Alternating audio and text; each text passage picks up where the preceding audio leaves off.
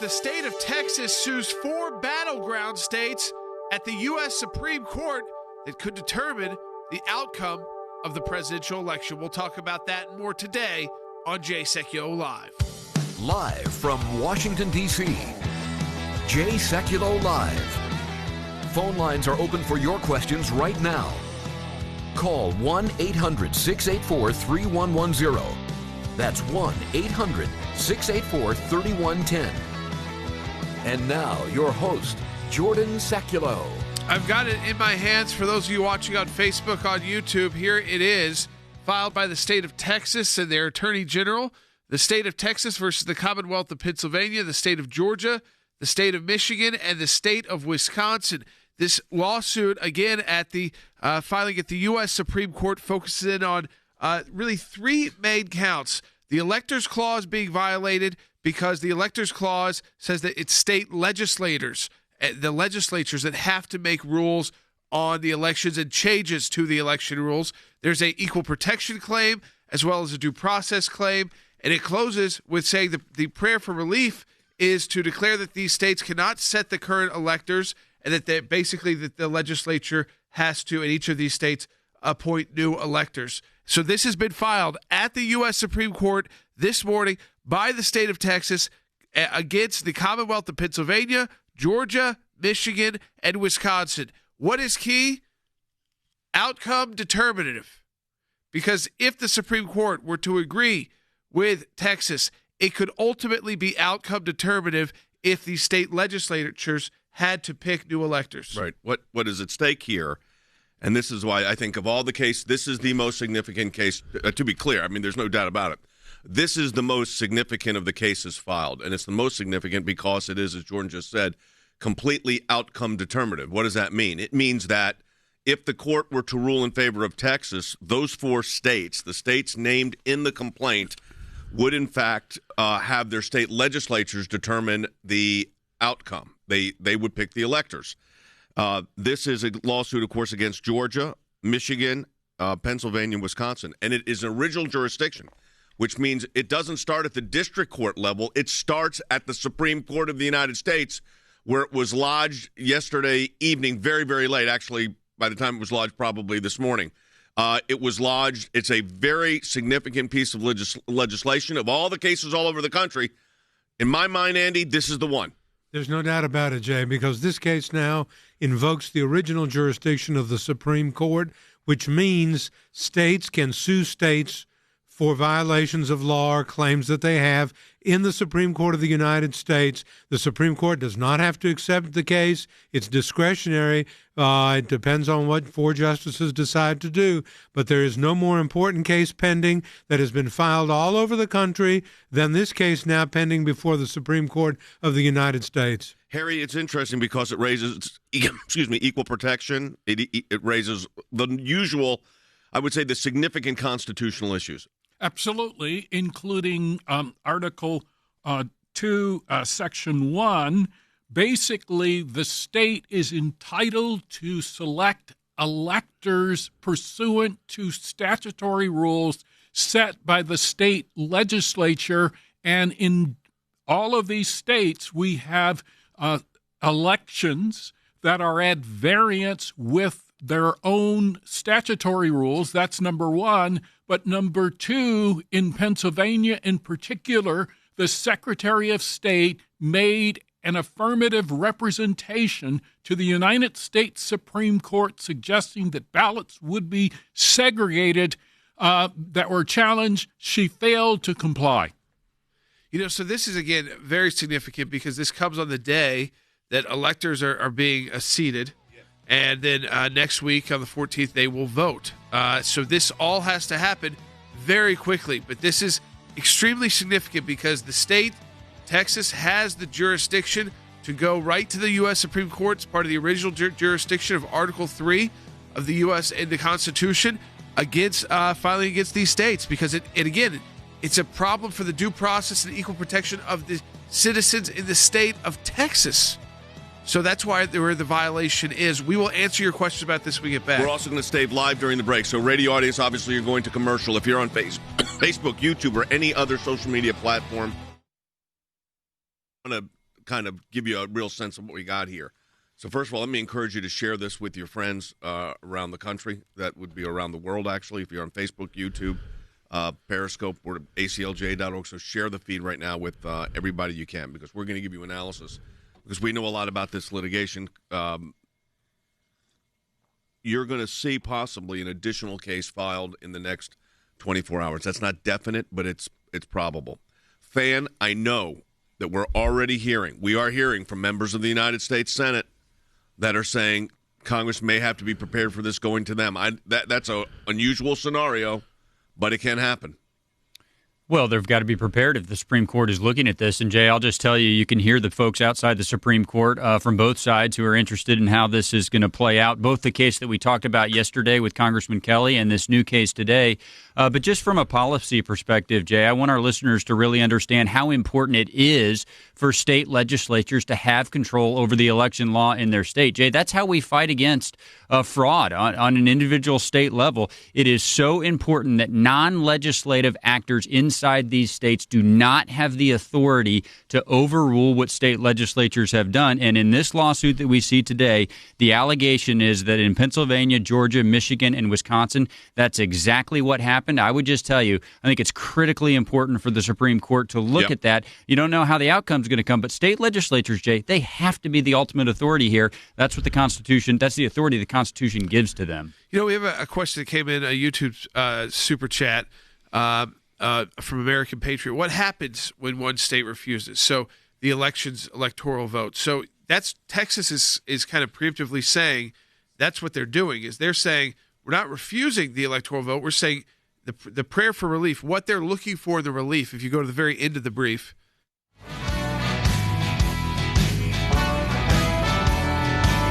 So we have a good question that's coming in because they're wondering, hey, you've got this new Supreme Court case filed by the state of Texas against the Commonwealth of Pennsylvania, the state of Georgia, the state of Michigan, and the state of Wisconsin, filed by the Attorney General of Texas, Ken Paxton. And in this, really, it's three major issues. One is that the electors clause has been violated because the state legislatures didn't make these rule changes the way they are supposed to under the Constitution. You've got due process claims, equal protections claims. But we have a good question that came in. So they said, American Patriot on the YouTube Super Chat said, so what happens when one state refuses the election's electoral votes? Now, Texas is getting out ahead of that, Dad. That's exactly why this is filed. Listen, it's not that we're rejecting your electoral votes. It's that you should be going about placing your electors, selecting your electors a different way because your elections were too tainted. Yeah, so let me read right from the actual complaint. So when you start these cases with original jurisdiction, so it's at the Supreme Court. It's not going to the lower courts. It's at the Supreme Court.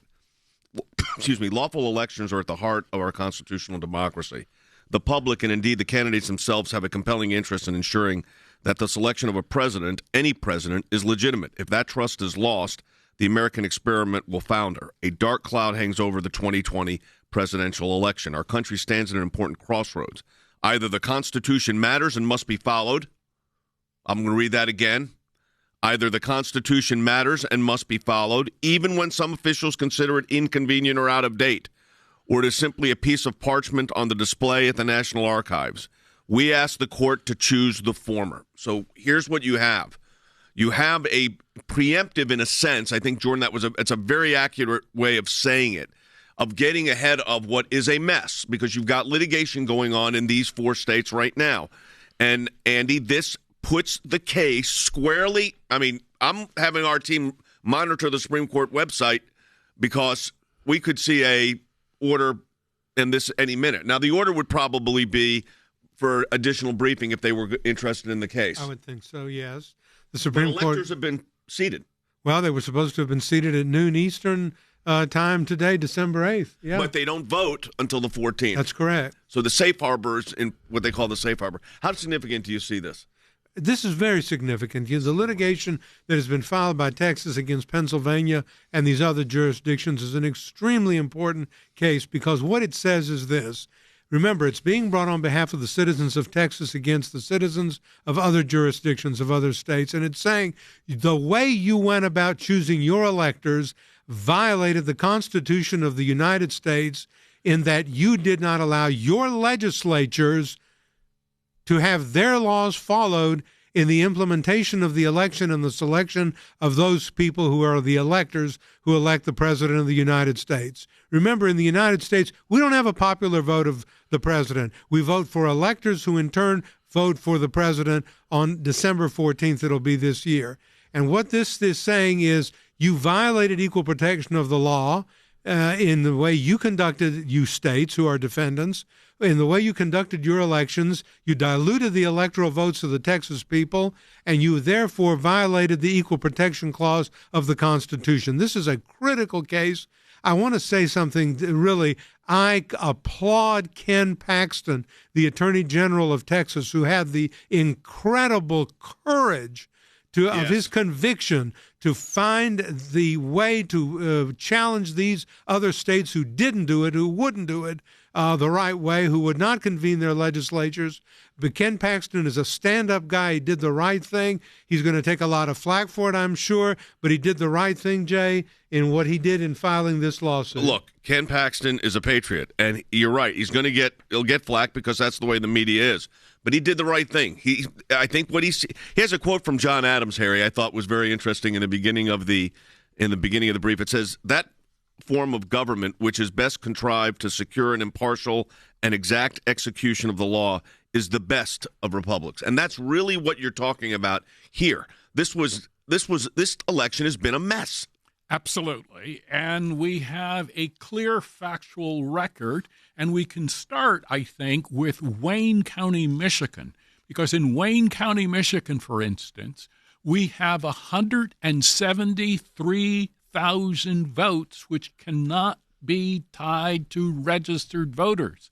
That's number one. Number two, the Secretary of the State of Michigan, Jocelyn Benson, a former colleague of mine, blatantly violated Michigan law by flooding the state with absentee ballots to the tune of millions. That is directly contrary to Michigan statutory law. So Attorney General Paxton of Texas is on firm legal ground in citing factual irregularities in Michigan, in Wisconsin, in Pennsylvania, and in Georgia. I think this has been an incredible mess. And for those of you who are out there who are statisticians and love statistics, there was, based on the early voting patterns in those 4 states, less than a 1 in a quadrillion possibility that Joe Biden could overtake President Trump. And it's even worse when you think about it in terms of all 4 states collectively. So it's statistically impossible for Joe Biden to prevail. That is certainly what is alleged here. We got a question coming in on YouTube, and I think this is an important one, too, because about the Pennsylvania case you were talking about yesterday. Heather wrote in, she donated $5 to get this question moved up to the top. I've just logged on. Is anyone able to please tell me, has Pennsylvania responded to SCOTUS by the 9 a.m. deadline? They did respond. Yeah, so have we gotten Will, do we have the response from the in the Mike Kelly case? I have the response printed out for you. I was going to bring into you to the break. During the break, we will have it analyzed. So, Heather, they have responded. Yeah, they have responded, which they had. Look, if they didn't respond, that would have been a mess for them, so they responded. Yeah. We'll see. Is there anything else on the Supreme Court order? Folks, you're watching live TV and radio, where our teams are looking at the Supreme Court docket to determine what action has or has not been taken. It looks like there's been nothing filed yet, so we're getting probably something this afternoon. Nothing filed by the Supreme Court. Yes. It has been filed. Yeah, Pennsylvania has filed, but we don't have it filed by the Supreme Court yet. What does this all mean? This means that we have an outcome determinative case at the Supreme Court of the United States, and Than, as you said, we have a Congress that's ready if they have to, or at least is getting ready. Yeah, Jordan's talked about this a number of times over the last few weeks. This is the case that is outcome determinative for this reason. The electoral votes, as you probably have seen them reported on the mainstream media, are 306 for Joe Biden and 232 for Donald Trump. But, Jay, the electoral votes represented in the 4 states that we're talking about today total 62. So there's a couple different scenarios that could play out. One, if the Supreme Court were to rule for Texas, those 62 electoral votes could be discarded altogether. That would bring Joe Biden down to a total of 244. Or if the state legislatures would then set another set of electors and those would go towards Donald Trump, that would actually put him over the top to 294. But, Jay, let me just go finish the answer to the question you asked about if it ends up in Congress. If those electoral votes are just invalidated, what does that mean? Right. It means that neither candidate gets to 270, and ultimately it would be the House of Representatives by a vote of state delegations, which there are more Republican delegations than Democrat delegations, that would choose the president, and it would be the United States Senate by a vote that would choose the vice president of the United States. That's how this could end up in Congress if the electoral votes from these 4 states were to be invalidated and not replaced by a separate slate of electors. Than, how many more Republican delegations are there in the House than Democrat? Because it doesn't have to do with the fact that Democrats have more seats in the House. It's by state. So how many more is it? Yeah, it looks like there's going to be 27 delegations controlled by Republicans, Jordan, and I believe the number is only 22 for Democrats with 1 delegation tied. There are still a couple of races out, so that's it. Those numbers actually aren't firm yet, Jordan. Okay. But I do believe Republicans are going to control at least 27 delegations in the House. All right, there you go. I mean, so that gives you those 2 examples where this case could go if it went all the way. The Supreme Court agreed with Texas the 2 different remedies. One is that no one got to 270. So it goes to the House, and the Republicans lead that, and then they would vote, and then I think they would support President Trump because they've got the Republican majority, and then of course in the Senate they would pick the vice president. I think they would, if this was to occur, Pence. Now the other option is that you just that the state legislatures they put in new electors, and those new electors put in Trump electors, and he gets to 294. Which is well over 270, and he's got the Electoral College win. Now, this is all, again, saying, what if this case moves past these stages and ultimately the Supreme Court agrees with the state of Texas? I think it's important for you to understand this single case is outcome determinative. It is outcome determinative. This is the one. We said there was going to be one. You're looking at it. All right, folks, we want you to support the work of the ACLJ. We're in a matching challenge campaign, aclj.org. Jordan will give you the details.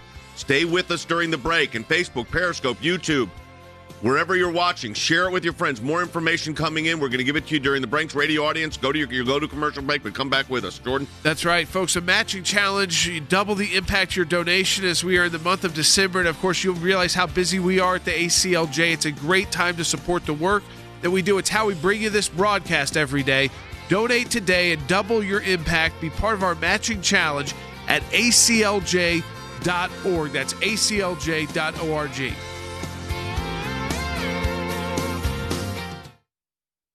Hey, everybody, we want Pennsylvania, the legislature passed Act 77.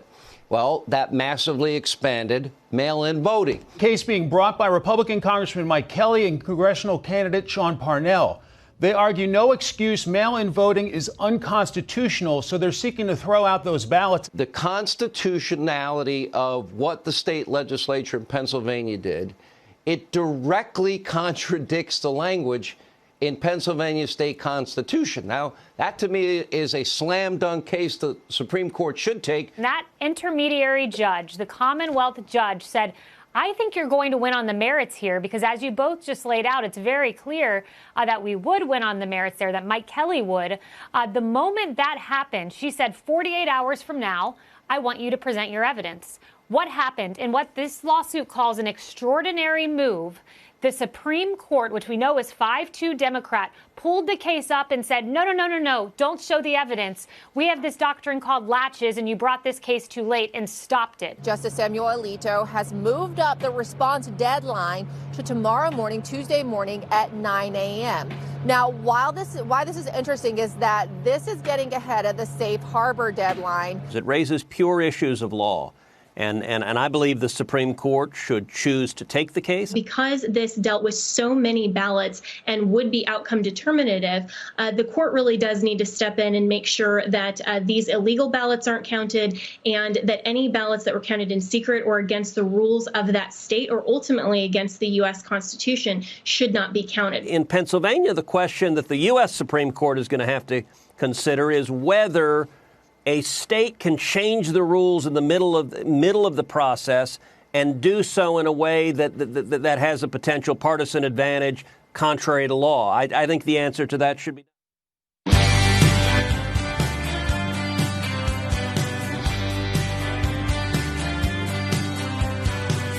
right, welcome back to Sekulow Live. So again, we've got a second half hour coming up. We got a lot of people with phone calls, questions, but I do want to just kind of set the stage. There's two issues at play here right now. That we are waiting on the Supreme Court. Pennsylvania did respond. They responded through it was the Biden campaign's top attorney. Yep. And so he kind of has written this brief, Barry Burke.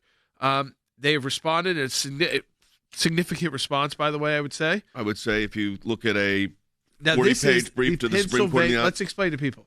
This is the case you talked about with Congressman Mike Kelly yesterday. Yeah, that's exactly specific to Pennsylvania. This case only the case that's captioned Mike Kelly, U.S. Congressman versus the Commonwealth of Pennsylvania, is a case that deals specifically with what happened in Pennsylvania, where they changed the rules, the laws by administrative action when the Constitution requires legislative action on this. It was serious enough that some of the justices, even though they said it was not timely, were concerned about the merits and said the merits that you shouldn't just dismiss them. Now, that case was sent to the Supreme Court yesterday. You'll remember we reported that Justice Alito moved up the timing of the response. Originally, Pennsylvania was to respond tomorrow, that they had to respond today. They have now responded. So Pennsylvania's case now is joined at the Supreme Court of the United States. That means the brief for the petitioner, applicant has been filed, in this case because it's an emergency request for injunctive relief, as well as the respondent. So in the Pennsylvania case, issue has been joined. In the case involving the state of Texas versus Pennsylvania, Georgia, Michigan, and Wisconsin, the bill of complaint, the injunction, the briefs in support have been filed by the state of Texas. And again, Ken Paxton did a fantastic job. So did his team. And I want to thank all of them. They did a really great job on this. That has been filed. There has not been an order yet as to when they respond, when they don't respond, how they're going to respond. And this also has a request for an injunction. Why an injunction? An injunction because you don't want to have a situation where electors are actually casting their ballot. Now, that does not happen until the 14th of December. So the court in Bush versus Gore had argument on the briefs were finished up around the 10th or 11th. Argument was done on the 12th. Decision came out on the 13th or thereby, maybe a day off. And then the electors met. This, if accepted, and they have jurisdiction, I mean, it's original jurisdiction. What original jurisdiction means is that it's not a situation where I file a petition for a certiorari because I've gone from the district court to the Court of Appeals to the Supreme Court. The case from Texas, different from Mike Kelly's case, went directly to the Supreme Court of the United States and lays out very clearly all of the legal issues that have to be addressed. Yeah, it's interesting. We have a similar question from G Sound on YouTube, super chatting, but also from Julie. So I think we could take Julie's call. It'll answer both. Hey, Julie's calling from California on line 4. Hey, Julie, welcome to Sekulow Live. Hi, Julie. Hi, Jordan and Jay. First of all, I'm definitely going to donate during the challenge. Appreciate that. Now, two questions. Do you think other states will file similar lawsuits? And the second question is, how is the ACLJ helping in these cases that go before the Supreme Court? Let me answer the first question first. Look, I think the way other states will join will depend upon what the court issues. If the court issues a briefing order, you could see two things happen. You could see other states that are interested in this either intervene because they have the same harm, so they just file simply a motion, Andy, to intervene. Explain that quickly, then I'll get to the other. An intervention simply means me too. I have the same harm. I have the same arguments. The same thing happened to me. The same reasons that Ken Paxton asserted on behalf of Texas apply to me. I want to intervene and become a party to this case, and a state can do that. The Supreme Court would allow them to come in as an intervening state, and there are many states that may very well feel the same way as Texas does, and they say that I want to intervene and be part of this litigation. The other way, of course, is they can file their own basically same lawsuit. So that there's a way to do that, and the court then could join the cases together. And then there's a third way, we do a lot of these. An amicus brief could be filed, a friend of the court brief, Harry, that lays out the legal issues for those states. Absolutely. So with an amicus brief, the states would file in strong support of the argument and the argumentation that Ken Paxton of Texas has already written, but they may actually add additional friendly arguments as well. Yeah, an argument specific, Jordan, as to them. That's right. If they want to, or they could just, and it could be, or they could file amicus, and it could be very similar because this is about equal protection, due process, and that you didn't follow the Constitution, which says the state legislatures have to do this. These are very focused on that. What was key is that the initial state had to make the filing, and they had to do it right now, and Texas did it by the time they needed to do it, and that was key to have Attorney General Paxton file this, the state of Texas file this, and because of that, you now have this active before the U.S. Supreme Court. Dad, before we get to other calls, how quickly does the court have to? I mean, they know they have to act quickly. Well, so what do you think happens here? I'll give you a kind of a behind the scenes what I think is probably happening. I don't know this obviously, but what happens is, this came in late last night. It was docketed. Case number would have been assigned to it. Will, you probably can get us the case number if you look online. It's then distributed to the entire court. It's actually bound, printed like we do our briefs. Yeah. I was looking for one. It's exactly the same way. You bind them. They were printed last night, late at night. Yeah, there you go. Jordan's got one in his hand. It's green. This one would happen to be. This one's an amicus brief, what Harry was talking about in a case that we filed in. They're printed, bound, and go. Now this one will be white because it's an application or a petition. It's distributed to the justices, and then there'll be a consensus of what the justices want to do, or the Chief Justice himself could put down if he so desires, a briefing schedule saying we're going to hear this. We want a brief. It'll be. But you said how quick, and the caller was saying, how quick do you have to react to this? Could be hours. I mean, they could say we want to brief by 5 o'clock today or tomorrow by 9 o'clock. That's what happened in the Pennsylvania case. Now, as far as the ACLJ involvement, don't forget we've already intervened on behalf of the president in another Pennsylvania case. And, of course, we got a stay was granted in that particular case. But election integrity is a big issue for the American Center for Law and Justice because of the constitutional issues. So we're heavily involved in drafting, writing. Harry's going to be putting up a piece, I think, today or later today or tomorrow on this whole thing. We're waiting to see what the court telling us what they want to do. And if appropriate, we may file a brief in that case. In the Texas case, if appropriate, we'll have to determine what the court actually asks for and whether we determine it's beneficial or not. Having said all of that, I think it's important for you to understand that this has been a monumental effort on behalf of, you're looking at 4 of the lawyers here that have worked on all of these things. I will tell you there are more than the 4 of us. And, of course, then we have an entire team behind the glass that's making sure we come to you every single day. Why do I say that? We're going into a break. Now, if you're on Facebook or Periscope or we stay live, we're going to stay live right through this. If you're on radio, you'll get a commercial break, come back to us. But let me tell you something, folks. Support the work of the American Center for Law and Justice. If you enjoy this broadcast, if you appreciate the work we're doing here in the United States and around the globe, make that donation in Matching Challenge Month. That's right, and it's how we bring you the broadcast, too. Every single day that we're able to bring you this broadcast with all of these experts and the team, whether you're watching, whether you're listening, your support is how we are able to do that as well. So support the work of the ACLJ, be part of our matching challenge, donate today at aclj.org. We have a group of donors the entire month of December. They say we'll match all the donations that come through in the month of December. Donate today. If you support our work, folks, and this is critical work, at aclj.org. We'll be right back. For those of you watching, we'll stay with you. For those of you listening, we'll be back in about a minute. All right, so Facebook, YouTube, Periscope, aclj.org, wherever you're watching this on social media platforms, share this with your friends. Now, we are expecting, I just got a call, I'm going to return in a moment. I'm expecting, I think, an order, Harry, one way or another, setting forth a very quick time frame because the 14th is a very important date. Absolutely, and I think the court will be responsive to that. I also think that Ken Paxton has written a very clear brief, and so the Supreme Court will have a basis on which to at least issue a briefing schedule and to take Ken Paxton's arguments very, very seriously.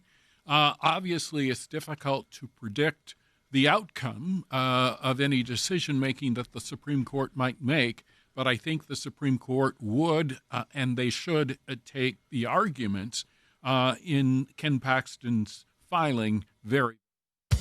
Live from Washington, D.C., Jay Sekulow Live. And now, your host, Jordan Sekulow. All right, welcome back to Jay Sekulow Live. This is Jordan Sekulow. Thank you for joining us for our second half hour. I want to reset the stage. Carolyn on YouTube Super Chatter said, I'm grateful ACLJ can do a lot of stuff at the same time. Thank you for tracking and updating us on all these issues. Let's set the stage, Andy, for what has happened. We know about Pennsylvania. You talked about this yesterday. We're waiting there for court action, actually. Right. But in Texas, this new filing, let's tell people, like as if some people who are just joining us right now, and for those of you who've been listening, just get through this for a second so that people who are just joining us understand that we're talking about this new case filed with the original jurisdiction at the U.S. Supreme Court, Andy. Okay, the case that has been filed is a case that, when I say original jurisdiction, and under the Constitution of the United States, a state can sue another state or multiple states going directly to the Supreme Court of the United States. Does not have to go through lower federal courts, does not have to go through that path of certiorari. They have the right to go directly to the Supreme Court. The state of Texas, through its very excellent Attorney General Ken Paxton, has filed a suit against Pennsylvania, Georgia, Michigan, and Wisconsin, claiming that the electors in those states were chosen in unconstitutional means. In other words, that the election processes in each of those states deviated from what the Constitution provides. And remember, what the Constitution provides is that the legislature sets the means, manner, and method of election. And what he is saying in this suit on behalf of Texas is that these other states that he is suing violated the Constitution of the United States by violating their own laws and not following what the legislative mandate of their jurisdictions was. And therefore, that Texas has been harmed in that the other electors, the defendant electors, were elected by unconstitutional means. Texas followed the law, elected their electors by constitutional means, and therefore Texas is harmed. What he is asking, the relief that he's asking, and this is important, what is he asking the Supreme Court of the United States to do? He's asking, number one, to declare that the 2020 presidential election violated the Electors Clause and the 14th Amendment to the U.S. Constitution. In other words, that election was unconstitutional in those states, and that any electoral college votes cast by those electors in Pennsylvania, Georgia, Michigan, and Wisconsin violate the Constitution and should not be counted. And therefore, if that is the case and those electors are not counted, then neither side, neither Biden or Trump, get the elector or college votes that they need, because they both need, the winner needs to have 270 to prevail. This matter would be decided by the House of Representatives. So Ken Paxton has filed a comprehensive suit. This is a critical suit, folks. This is an important piece of litigation. Forget all the other suits, that have been filed in other jurisdictions for the moment. This is now before the Supreme Court of the United States. This court will determine, one way or another, what's going to happen in this election. Yeah, let's go. We'll start taking some of the phone calls when we come back from the next break. I think, Than, what's important to point out here is that one of the options is that if the electoral college votes aren't redistributed through new electors by state legislatures, Congress gets involved, and even though the House is controlled by Democrats, they don't control state delegations. In fact, Republicans have 27, looks like Democrats have 21, and 2 are tied, Michigan and Pennsylvania. Those delegations would choose the president. That's absolutely right, Jordan. This is even a greater majority, so to speak, than it was last Congress. Last Congress, Republicans only controlled 26 delegations, and there was one tie. Jordan, now they're going to control 27, and 2 of them are going to be tied. So essentially, that's a 27 to 21 delegation advantage. If it goes to the Congress, President Trump would certainly have the advantage. So that's one of the other options if the legislatures can't get their act together to do this. That this Texas lawsuit is seeking. Support our work at aclj.org. We will be right back with more, taking your phone calls as well on Jay Sekulow Live. We'll stay with you through the break. Yep.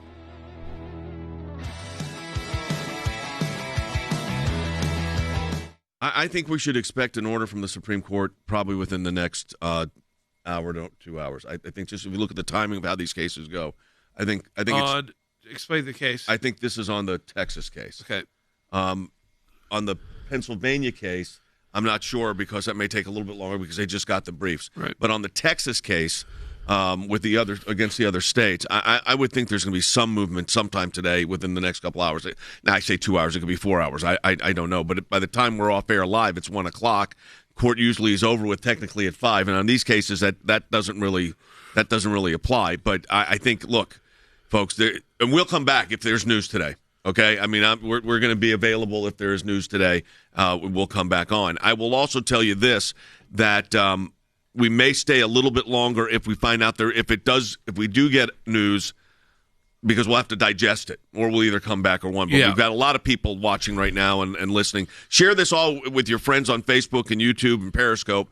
ACLJ.org, of course, you can stay with us during the entire broadcast as well.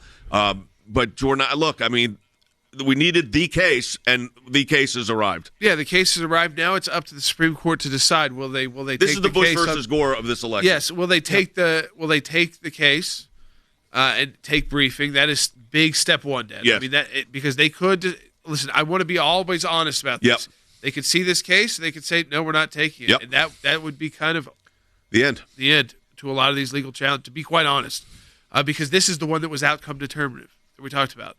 It's all the ones that combines every state, and all the issues. So again, and I do agree with you. The Supreme Court's got to take action on this very quickly. I mean, they can't hold this for 2 days. There's no way that can be the case. But support the work of the ACLJ, and hey, hit subscribe and bell if you're on YouTube. I'll say that again when we get back on.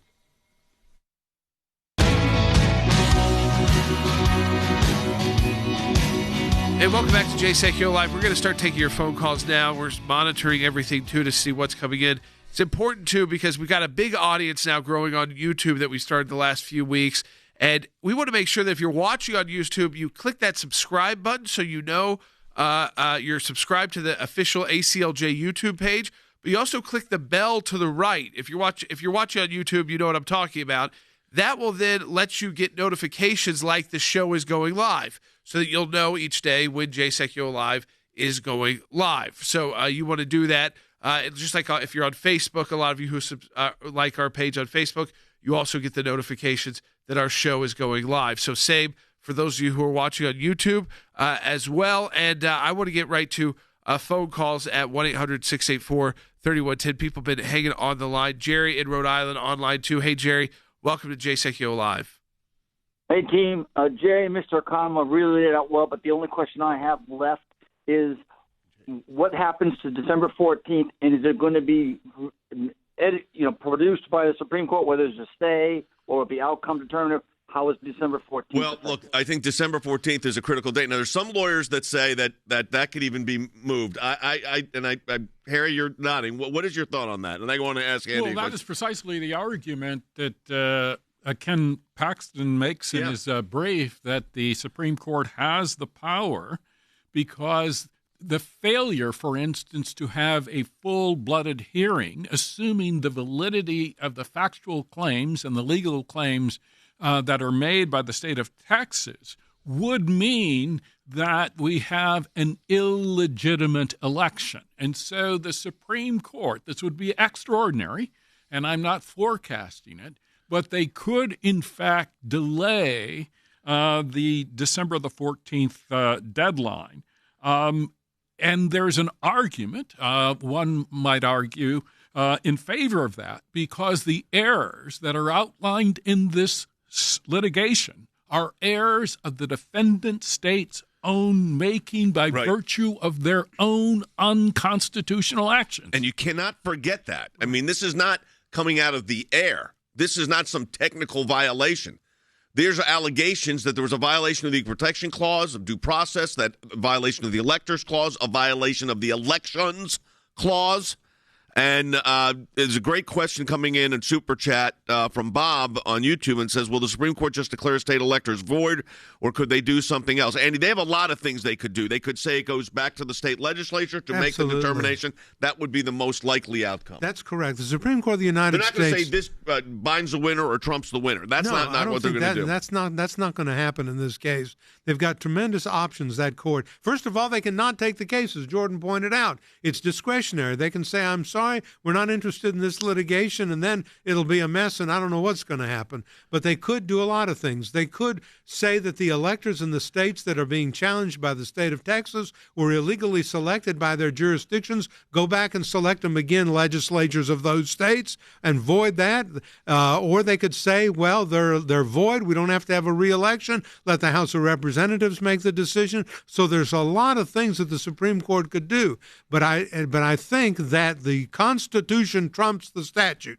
And I think that the December 14th, yes, that's set by 3 U.S.C. 1 as the date when the electors are supposed to meet and elect. But I don't know that whether the Supreme Court is going to say the Constitution has got to trump that. As it said, as Kim Paxton said, the Constitution is sacred. It's not a piece of parchment hanging in the National Archives. I take that statement very, very seriously, and the Supreme Court will too. And, of course, there's two very important runoff elections going on January 5th for Georgia to determine the outcome of who is in control of the United States Senate. Frank in Florida on Line 5's got a question about that as well. Hey, Frank, welcome to Sekulow Live. Hi, Frank. Hi, gentlemen. Thank you for taking my phone call.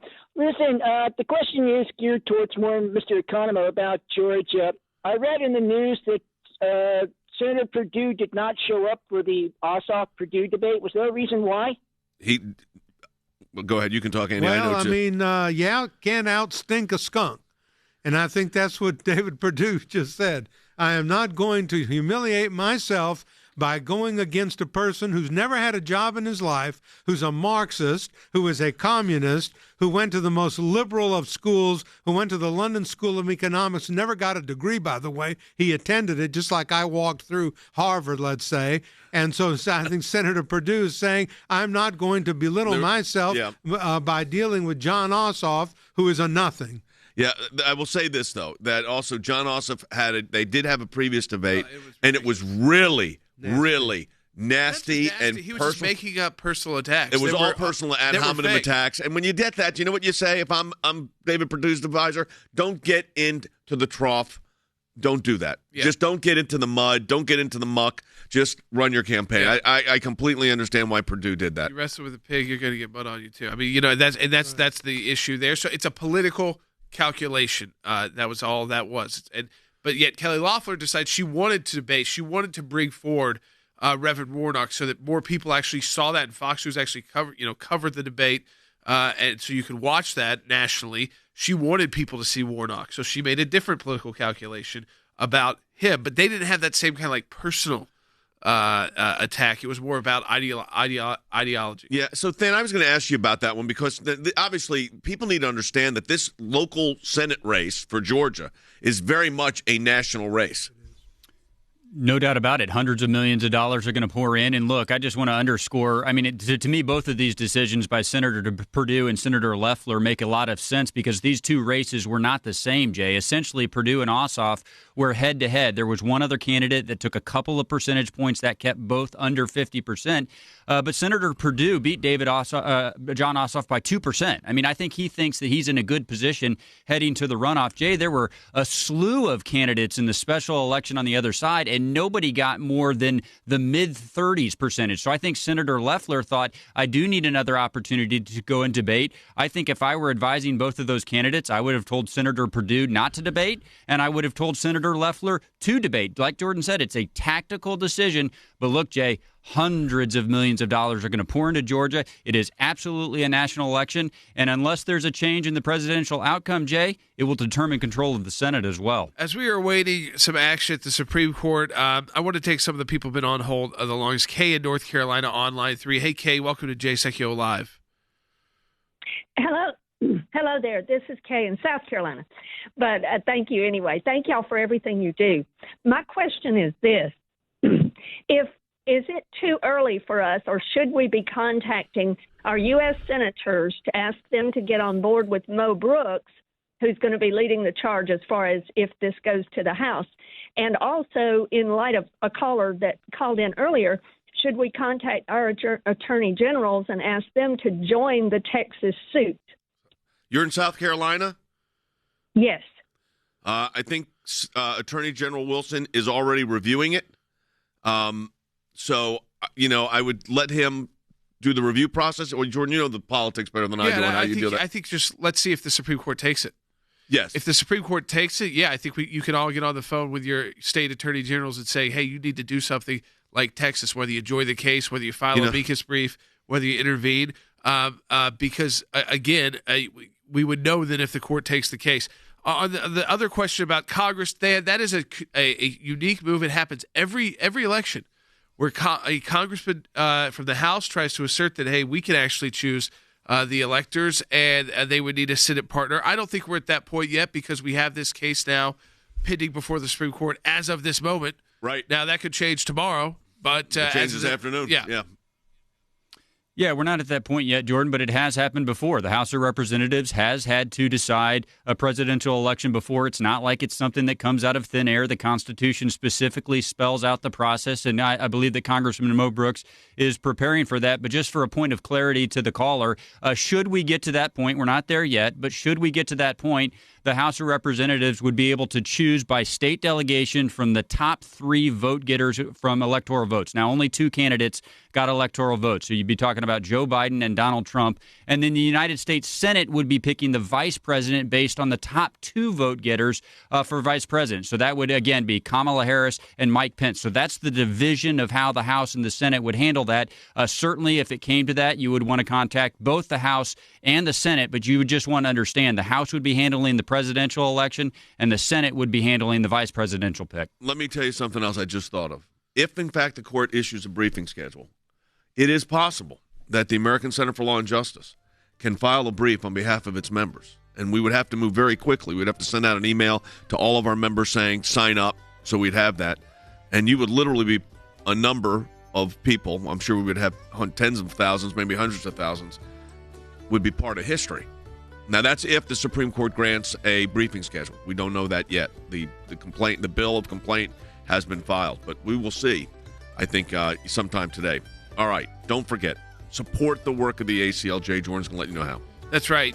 ACLJ.org. It's a matching challenge month in December. You double the impact of your donation at ACLJ.org. If you're watching on YouTube right now, because we've just opened that up in the last few weeks, I encourage you right now, subscribe. It's right there, the button. Subscribe to the official ACLJ page.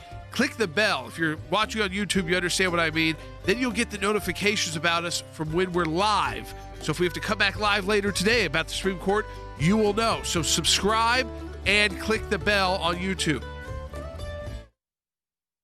All right, so we are, again, staying with you here. We're watching what is happening in court. I mean, the key here for this case out of Texas, we could go through all of the possible scenarios, and I think we have throughout the show. The state, the Supreme Court could hear the case and decide Texas is right. State legislatures in these states could not be able to do their job, and it would go to the House, and that's fine because there's more House Republican delegations, state delegations, than there are Democrat. Donald Trump would become president, and then the Senate would choose likely Mike Pence. Now, it could get a little funky with how the Senate is decided right now, but that's if the state legislatures can't get their act together and appoint new electors. So that's another kind of clause. I think that what is also the key is, before we get through all of that, is does the Supreme Court hear? Do they take this case? Yeah, and I think we're going to get some answer on that today or tomorrow. I mean, later today or tomorrow. I expect we're going to get some answer on this. I want to also underscore something Jordan said, and that is our ability to communicate with you. You're watching us, and a lot of you probably on YouTube are brand new to our YouTube channel, and we just launched this 29 days ago. And I've been just thrilled with the response that we're getting. And, of course, Facebook, same thing. So I want to encourage you to subscribe. If you're on YouTube right now, just hit that subscribe button and hit the bell next to it, because that will also let you know when we're on. We're on every day for an hour. and you're saying it's a full television broadcast, we're on 1,000 radio stations. We're on a lot of other platforms. But if you're watching today on Facebook or YouTube, we want you to subscribe, and we want you to share it with your friends. We have 38,885 people watching as I'm coming to you live, watching on YouTube right now. 38,000. Now, look, our radio audience is bigger, obviously, but 38,000, now 39,000. So, I mean, it's conceivable we're at 40,000 by the time we sign off. I am going to check at.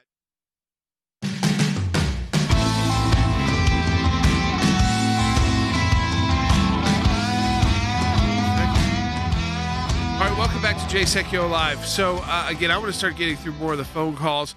I need to say something to our production team. Look, there's possibility that orders could be coming out in like the next, just because of the way the Supreme Court works, in the next 15 minutes, 20 minutes, could be less. So let's have somebody monitoring the Supreme Court's website. And if we're still close to on the air, we'll stay on for that few minutes. If not, we'll come back if we have stay on, and that means on our where we're on Facebook, Periscope, YouTube, places like that. Of course, you're listening on radio. You'll need to find us that way to continue the broadcast that way. I want to get to some of the phone calls up because people have been holding on the line. Bill in Wyoming on line 6. Hey, Bill, welcome to Sekulow Live. Hi, thanks for your, first of all, let me say thanks for the work that you've been doing. That's why I try and send any spare pennies that I've got. We appreciate that. Thanks. Okay, I'm going to try and make sense of my question to you, because if I could get you, Mr. Sekulow, to actually reiterate a statement that you said concerning Gore v. Bush. Bush versus and the Gore. fact that, this is where we have the protection of the Constitution, but we should not, you added a but in the fact that we should never have to worry about going to the Supreme Court to make a technical election for the president. Could you go ahead and... it's just, you want fair elections that are determinative of the night of the election or shortly thereafter if you got to count for a few days. It's not great that you have to run up to the Supreme Court now twice in 4, how many cycles would that be? 20 years. Right. So basically 5 cycles that you've gone now to the Supreme Court twice. I'm glad the Supreme Court's there to resolve it. I'm glad our founders had the insight and foresight to understand how we do this, that there has to be a remedy here. But, it's not anybody's pleasure, Andy, that we're having to run, that cases are having to be filed at the Supreme Court. No, the idea was that the people elect electors, that if that's what the state decides to do, and the electors then choose the president. But the premise is, as John Adams says, and as is quoted by Ken Paxton, the Attorney General of Texas, that form of government which is best contrived to secure an impartial and exact execution of the law is the best of republics. In other words, follow the law in your state legislature. The Constitution of the United States says that the legislatures of the states will set the manner, means, and method of electing electors to the who will choose the president. That did not happen, according to the allegations of the lawsuit in Texas, in Pennsylvania, in Georgia, Michigan, and Wisconsin. And therefore, we have to resort to the Supreme Court. As Jay said, thank God that the founders of the Constitution and the Republic, and it is a constitutional republic, if we can keep it, as Ben Franklin said, had the foresight to create a tribunal, the Supreme Court, to decide these kinds of things. It is unfortunate that we have to occasionally resort to that entity to decide our disputes and can't do it through the electoral process. But both ultimately will work. I have faith in that. All right, 1-800-684-3110. That's 1-800-684-3110. Let's go to Art in Florida on line 5. Hey, Art, welcome to Sekulow Live.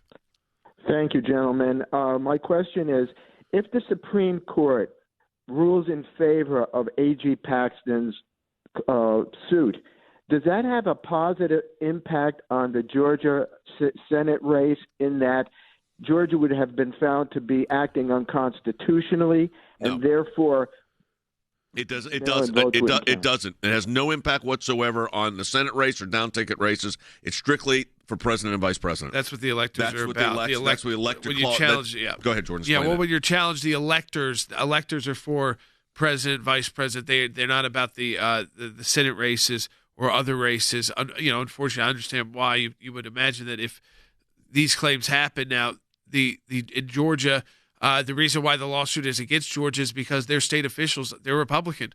Of these states, that's the one state that Texas has sued that is a Republican-controlled state, and has said that you were just as bad in Georgia, Secretary of State and Governor, as they were in Pennsylvania, as they were in Michigan, and as they were in Wisconsin. You handled this just as poorly, and so I understand the concern, but this is about the presidential election.